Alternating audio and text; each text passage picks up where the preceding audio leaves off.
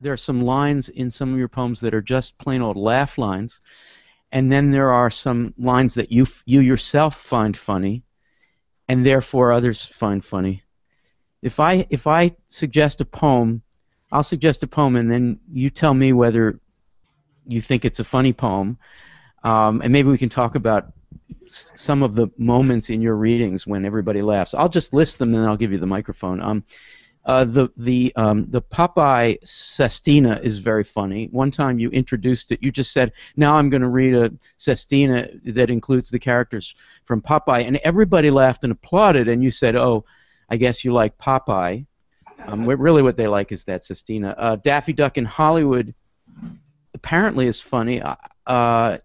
Into the Dust-Charged Air is sort of funny because you're putting a river in every line. Memories of Imperialism is funny because Dewey, you confuse Admiral Dewey with Melville Dewey, who invented this Dewey Decimal System. So anyway, can you talk about how funny you are and whether you find your own turns of phrases funny and so forth? Yeah, I find a lot of it funny. It's funny that how audiences invariably will find a line or a passage funny that never occurred to me to think of it that way. Like in a Popeye poem, there's a line about it was domestic thunder, the color of spinach. Right. That line always gets a laugh, and I've never been able to figure out why. The reason it's funny is that they're waiting for how you're going to use spinach because they know you must use spinach. Yeah, well, maybe, but I've already been used quite a few times by that. But one line that's never gotten a laugh that I've always thought was very funny was in the poem Daffy Duck. I mean, yeah, in Hollywood's the line towards the end, "The storm finished brewing." It seemed, I always thought that was very funny because the idea of the storm finishing brewing means that it's just starting and is on top of us, about to crush us. But that never seems to have gotten very far. I don't think that, I don't know that you've ever read Sleepers Awake. I don't know if we have a recording of it, but to me, I imagine that the laugh line there is when you finally get to Kafka, all the others get to sleep, but Kafka is somehow unable to sleep. Yeah, I don't remember that one very well. I forgot, in fact, that Kafka was in it. But poor guy, that's the shaft.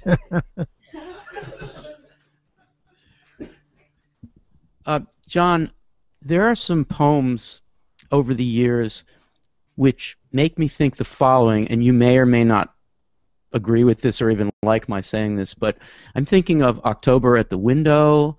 I'm thinking of Alcove, which is in Planisphere, the first poem in Planisphere, and several others, where I got the impression that the speaker of the poem is a poet whose self-consciousness and preference for urban complexity prevents him from being the nature poet that he would sort of like to be.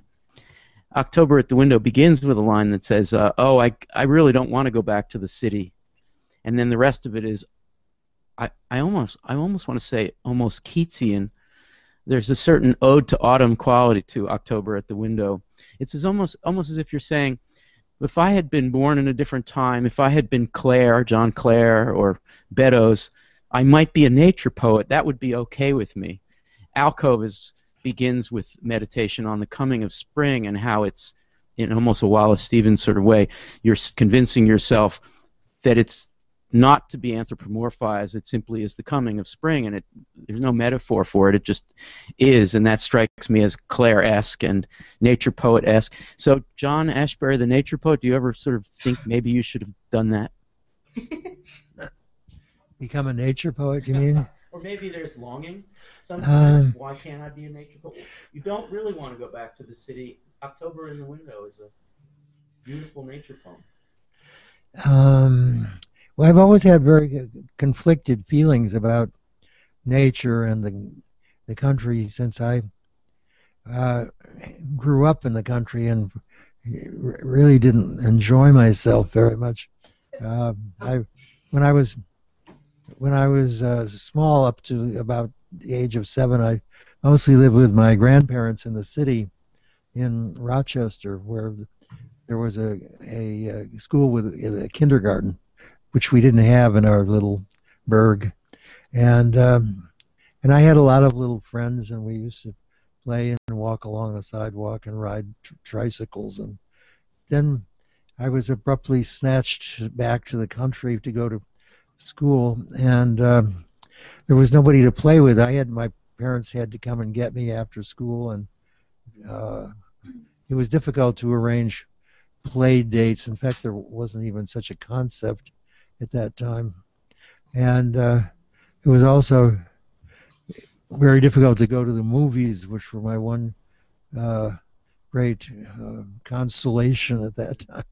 So my memories of the country are sort of being bored and trying to amuse myself with nobody to play with, and wishing I was back in the metropolis.